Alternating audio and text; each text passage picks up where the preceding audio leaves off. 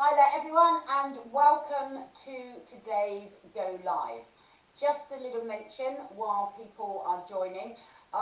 Remember, salt is going down on the roads. Some councils will use antifreeze within that salt, so do make sure when you get home from walking puppies or any dog that you're giving their paws a good wipe off. Remember, salt is no good, and antifreeze certainly isn't any good if your dog's going to lick their paws later on. So do make sure in this kind of weather that you are giving them a good little wipe. Okay, right, over to today's subject. We are going to talk about cue seeking, C-U-E. Cue is a signal to the dog that has meaning. So cue seeking is the dog looking at you to see what you're going to ask them to do. Okay, so this is my number one default behaviour. So what I mean by a default behaviour is if I'm not asking the dog to do anything, they should be stood in front looking at me. Now my dogs, this tends to be how they kind of ask me for things as well, because they understand that all good things come through looking at mummy. So if I want to go out into the garden to go to the toilet, I can just stand in front of mummy and look at her as if to go, I want to go out in the garden. And this is because I'm putting it into their kind of daily lives. If we want to go through the door, you're going to stand and look at me, okay? You're going to wait for that cue to tell you that you can go through the door. Okay, so number one behaviour that I train, it's probably the first behaviour I train to my puppies. Now many of you may have a default behaviour. When you pick up a treat and look at your puppy, you may have already trained a default behaviour of sit. Okay, personally, I like my sit behaviour under stimulus control, so I only want you to sit when I ask you to sit. So I do tend to go for a stand and look at me. In the early teaching, I don't worry about this too much, okay? It's not until I get to the cue seeking standing up. Okay, so how I start this behaviour, if you've joined us today and you've got your puppies at the ready and you've got some food, then join in with this one. Okay, so what we're going to do, I'm going to move her little snaffle mat out of the way. Okay, we're going to grab ourselves some treats. Okay, and we're going to put some treats in each hand, okay, as a fist. So I'm going to do this side on, so that you can see what's happening with the puppy. So food in each hand. I've not gone for something too high value, so I've not gone for chicken, okay, because she's going to hassle my hands too much. So I put my hands down as a fist. Initially, your puppy's going to hassle, yep, when they stop hassling. Okay, I'm feeding her centre, because that's where I want her. So, yep, she's not hassling my hand, so I can mark that and feed. Notice then I chose a different hand to feed her. So I want my left hand and right hand to be of equal value. If you're right-handed, you will tend to feed a lot with your right hand, and then the puppy may begin to ignore the left. Yep, she's not hassling, so I've marked her and I've fed her. This is a great exercise for you practicing getting that pause between the marker, yep, and the delivery of the food. So make sure your hands aren't moving until after you've said the marker, yep, and then we move and feed. Okay, so you're making it nice and clear. Remember, the slower you go in training, the more data you collect from the dog, so the more information you're getting about where you need to go next. Okay, I gave you quite large treats there, yep, just so that I can kind of talk to you in between. Okay, nice crunchy treat. Okay, so this may take a while for your dogs to stop hassling your hands and licking your hands. Okay, yep, okay, as soon as they've stopped doing that, we're going to mark them. Okay, I'm not worried about the sit at this point. I don't mind if they sit or they lie down. Yep, I'm just trying to teach them, do not hassle my hands. Obviously, she's done a little bit of this training. Okay, so she's not hassling my hands as much as yours might, and you need to keep your hands still. All the time they're moving, they become more of an attention thing, see? Okay, so keep them still. Yep. Okay, now only when your dog or your puppy has stopped hassling your hands, we're going to turn this into a look at me. So what I'm going to do, when she's finished eating, if she's not looking at me, I'm going to make a little high-pitched noise. Yep. And as she looks at me from making the noise, I'm going to mark that behaviour. Remember not to move your hands, otherwise you might mark them for looking at your hands. So wait for the look. Yep. Okay, and then I feed her. Okay, now once you've got your look at you going, you might not be at that stage yet. So I've got crunchy biscuits so that I can talk in between. She's got a few crumbs to find. Okay, so just wait for her to be ready. Okay, so time timing. I wouldn't want to make my little noise now because you can see how she's busy. Okay, and now she's wandered off. Yep. So she's looked at me. I'm just going to bring her back. Feed her in that position. Yep. Wait for her to look at me. Feed in that position.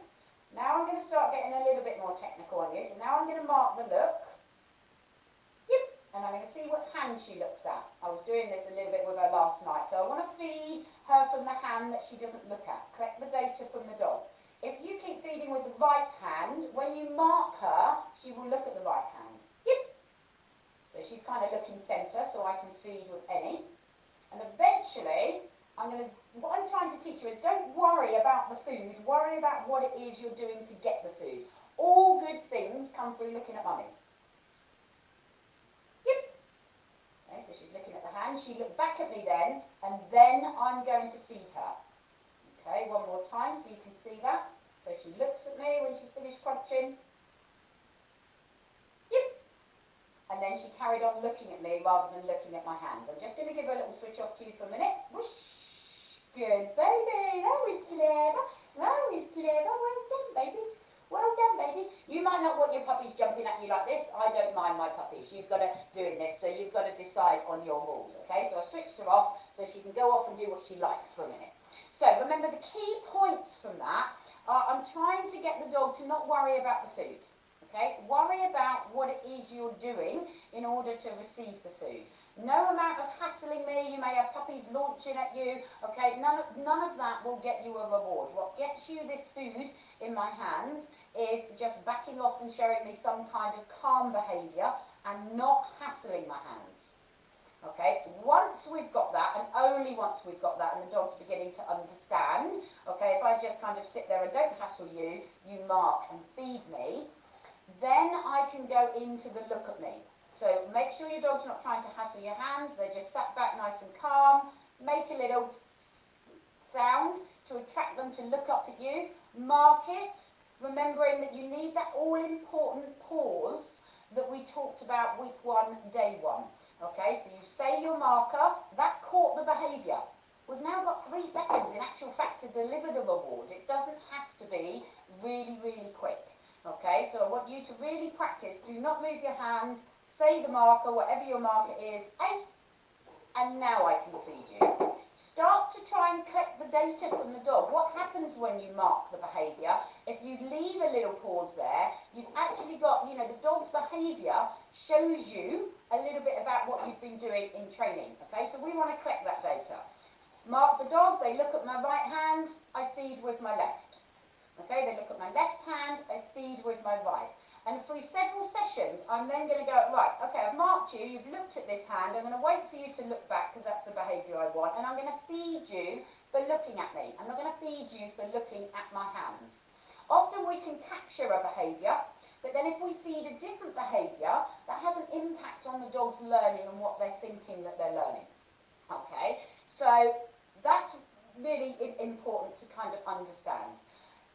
Now, I'm going to begin to, once the dog has got it in this position, remember the dog learns in pictures, so they're going to learn this picture means look at me, okay? I need to transfer this into standing up. So I might then sit in a chair, and then I'm going to progress it to standing up. Now, once I've progressed it, excuse me, Poppy's playing with the, just to show I have similar problems, she's playing with the camera wire. So I'm just going to move that up onto the desk so that we don't lose connection. Well done, darling. Thank you. Once we move it into standing up, that's when I'm going to change into a stand behaviour. So if my dog sits and looks at me, that's absolutely fine. I'm still going to mark the look at me, but what I want you to do is stand and look at me. So I'm just going to bring my bowl hand into play, draw you forward, and feed you in the stand. Okay, so I fed the stand behaviour. Over time, if you have trained a default of sit, and many puppies come to me for residential training and they've got a definite default of sit, and it probably takes me a week of working on that every day before I've got it into a much better kind of stand and they're not offering me that default of sit anymore. Okay, so you just keep feeding the dog in the stand once you've marked the behaviour. She's now getting very interested in the tripod that the camera's on, so let's get cracking on to the next bit.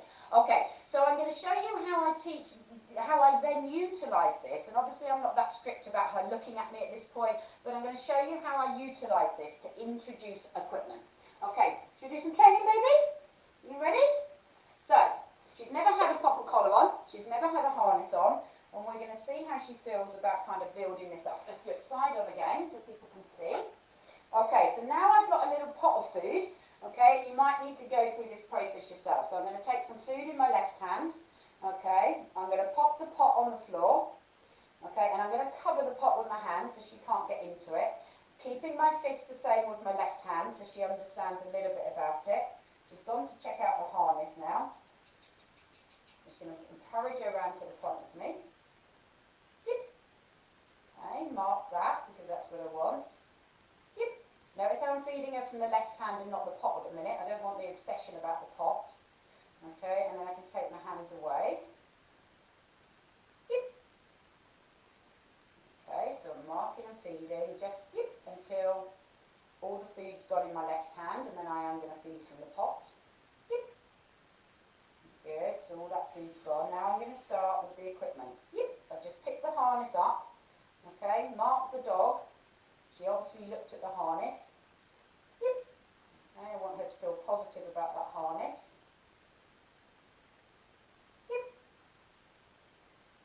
Good, baby. That's clever. Nice. I don't mind her sniffing the harness. Obviously, if I do a little bit more, if the puppy's likely to bite the harness, then I do a little bit more of just pick up. Okay, let them kind of look at it. Okay, so picking up predicts a click. Okay, so now I've given it a little bit of a different meaning rather than pick it up means play with it. Okay, and now I'm going to try and teach her to kind of put her head through that harness. So I'm going to feed her with her head through the harness and then take it off. Okay, I've still got hold of the harness, I'm not letting go. Going to take it off. Good, baby. Just going to bring her back round to the front of me. Just steer her back round. Come on, Bubs. Good girl. Clever baby. Okay, show her that harness. Good, baby. So it's right over her neck now. I'm just going to steer her down, take it off. Okay, so I'm just getting used to that kind of going on. Good girl. She's clever. Getting interested in that pot of food now. Good, baby. Show her the harness. Okay, note where I'm holding the food to promote the dog's head. Going through the harness. Okay, so the food is presented in front of the hole of the harness. And I'm trying to get her to put her head through it rather than lure.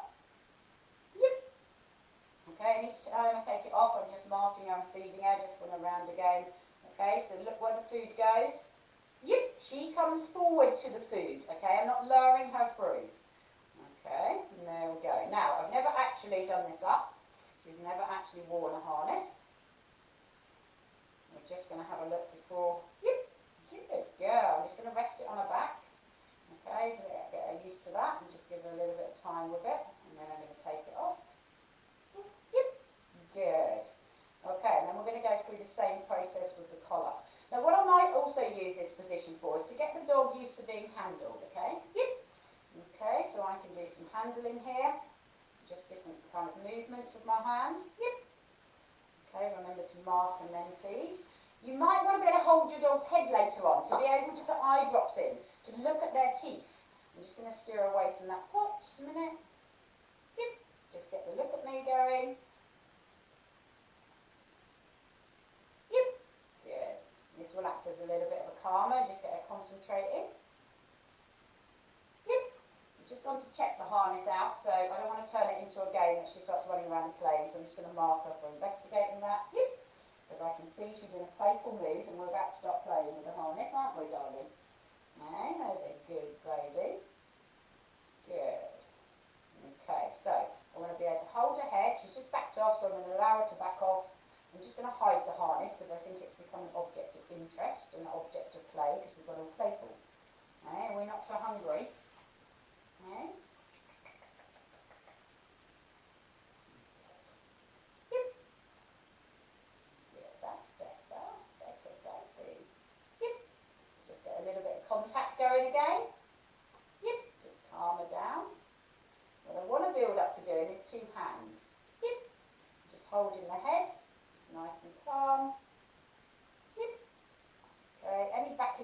just going to simplify what you're doing if there's any backing off. Let them have the choice to come back. Okay, so you just see the chicken on the leg. Good girl. Well done. Yep. Nice, good girl. You're clever. You're clever. Good. I want to be able to lean over. Yep. The puppy without them worrying. Lean over. Yep. Without them backing off. Okay, we've got the collar here. Okay, so the collar's got to go round. Yep.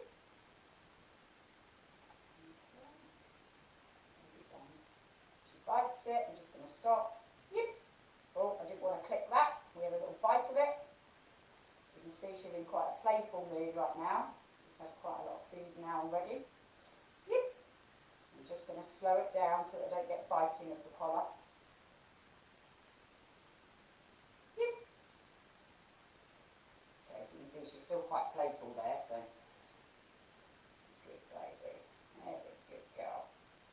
There's a good puppy. Good. I think you're kind of getting the idea anyway. We've got to take this just nice, yep, and slowly. She's nearly had a whole pot of chicken now.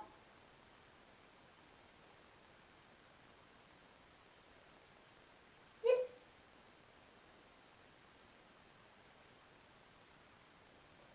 Yep.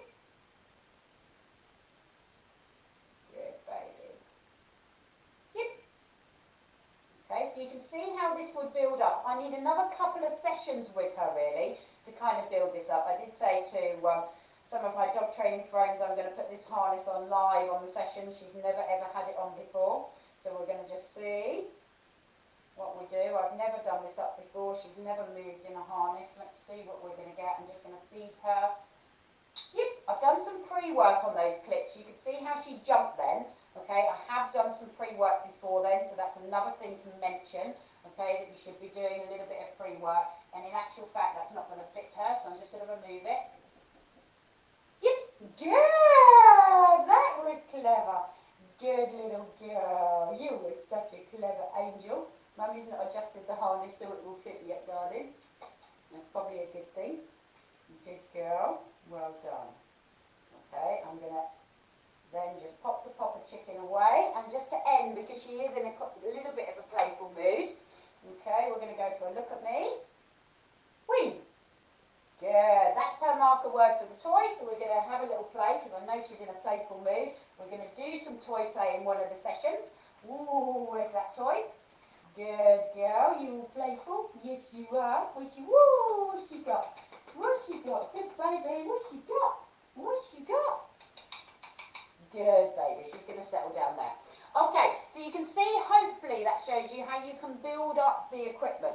Okay, obviously I'm reading the dog as they go along. I knew she was quite playful, probably not the time to be actually putting on the harness. I wanted her more into food, in that kind of calmer mode, okay, for when I do actually put that harness on. But I want to build up that the puppy can sit there in front of me, that I can pop the collar on. I need to do a little bit of work on getting a little bit longer to fiddle and actually get the collar on. Okay, so I can get around her neck at the minute, but probably the duration that I need then to fiddle and put the collar on, she's probably likely to back off a little bit like she did in the harness in that last part. Okay, so just take it nice and slowly, take it at the pace for the dog. I will probably do another 2 or 3 sessions over the next couple of days before that harness goes on. She's had her last vaccination today, so she's allowed out next week. So this week I really want to kind of push her kind of running around in the harness. Usually I would have done that before now, but I was kind of saving it so that you could see a dog that hadn't had a harness put on and how I'm kind of building up to kind of getting her used to that harness. Okay, well, how are we on time? We've got a couple of minutes over.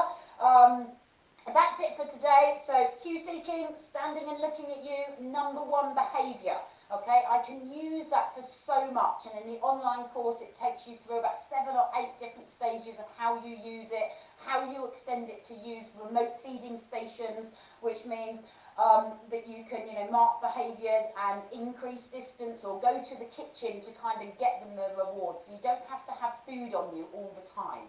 Okay, so lots and lots of uses. You can use it for turning it into lead work. You need it around doorways. Just generally, the more your dog is doing that behaviour, the more engagement you've got. I want my dogs to be cue seeking at an early stage before I give them any cue whatsoever. Okay, so cue seeking should be an absolute daily behaviour that you're training in every single training session that you're doing. Okay, good luck with your cue seeking, and I will see you for tomorrow's Go Live when we are going to look at a lure hand and doing some simple movements. So I will see you tomorrow. Goodbye.